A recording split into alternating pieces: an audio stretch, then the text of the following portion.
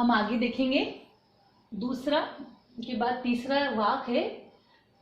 कवयित्री कहती हैं, थल थल में बसता है शिव ही, भेद न कर क्या हिंदू मुसलमान, ज्ञानी है तो स्वयं को जान, वही है साहिब से पहचान। ललित कहती हैं कि ईश्वर सर्वव्यापक है, ना वह किसी विशेष स्थान पर नहीं बसता, भले हिंदू हो या मुसलमान, सबके हृदय में वह बसता है, हर जगह वह व्याप्त है। अगर तुम वास्तव में ईश्वर को प्राप्त करना चाहते हो, ईश्वर को प्राप्त करना या जानने वाले हो, तो तुम स्वयं को सबसे पहले अपने आप को जानो। ईश्वर को जानने से पहले अपनी आत्मा को पहचानो, अपने दुर्गुणों और सद्गुणों को पहचानो, उसी के बाद हम ईश्वर को पहचान सकते हैं। तो देखेंगे हम, थल थल में बसता है शिव ही, शिव यानी परमपिता परमेश्वर के लिए कहा गया है शिव।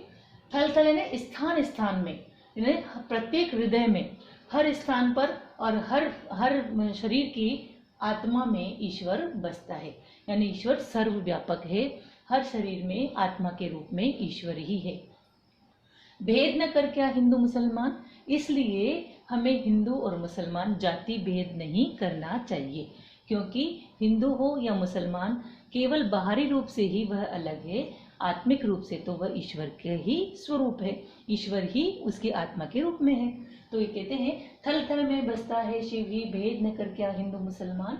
ललित कहती हैं कि हर स्थान पे, हर हृदय में वह शिव व परमपिता परमेश्वर ही बसता है, रहता है।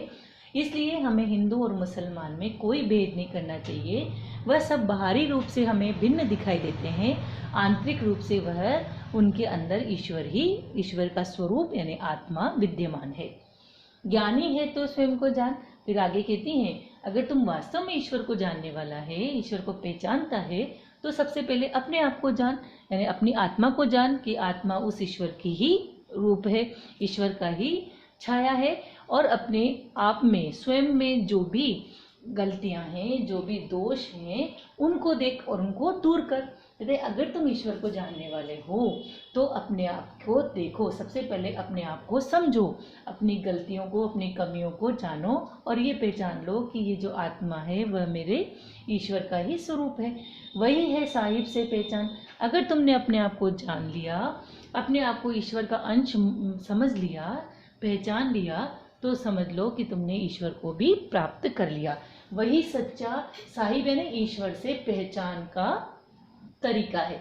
अगर आप ईश्वर को प्राप्त करने वाले हो या जानने वाले हो, तो अपने आत्मा के स्वरूप को जानो कि वह आत्मा उस ईश्वर का ही रूप है, और अपने आत्मा में अपने इंसान की मनोवृत्ति में जो जो कमियां हैं उनको दूर करो। अगर तुमने ये कर लिया, अपनी मनोवृत्तियों को साफ कर लिया, अपने आप को पहचान लिया कि मैं आत्मा ईश्वर का स्वरूप ही हूँ, तो मान लो कि तुमने ईश्वर को भी जान लिया। तो ललित कहती हैं कि हर स्थान पर, हर हृदय में शिव यानी परमपिता परमेश्वर बसता है। उसके लिए हमें जो भी संसार में मनुष्य हैं, भले वो किसी भी जाति धर्म को मानने वाले हों, उनमें हमें फर्क नहीं करना चाहिए। उनकी आत्मा स्वरूप को समझना और देखना चाहिए कि वह आत्मा ईश्वर के स्वरूप के रूप में विराजमान है। और फिर आगे कहती है, अगर तुम वास्तव में ईश्वर को प्राप्त करने वाले या जानने वाले हो, तो अपने आप को, अपनी आत्मा को ईश्वर के स्वरूप के रूप में पहचानो। अपने आप में जो जो कमियां हैं, जो दुर्गुण हैं, उनको दूर करो।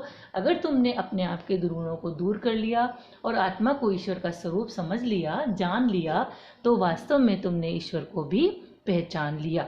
वही ईश्वर की पहचान करने का माध्यम है, अपने आप को जानना, अपनी बुराइयों को, कमियों को खत्म करना और अपने आत्मा को ईश्वर का स्वरूप मानना या पहचान लेना ही ईश्वर को पहचान कराने, ईश्वर की पहचान करवाने के समान है।